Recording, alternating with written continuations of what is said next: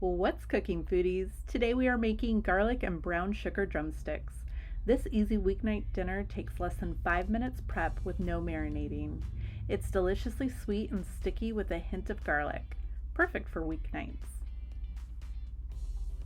These are our ingredients and they can be found in the description box below. In a bowl, add brown sugar, soy sauce, garlic powder, and ketchup. Give it a good whisk. Lightly spray oil to your 13x9 baking dish. I rinsed and patted dry my chicken. Arranged 10 chicken drumsticks in the pan. Cover chicken in the brown sugar sauce, pouring remainder of sauce into the pan.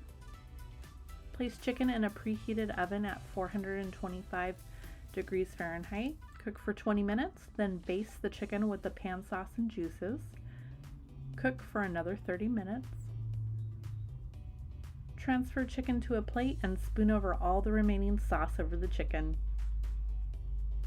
Add sesame seeds and then enjoy. Don't forget to like and subscribe for more tasty recipes.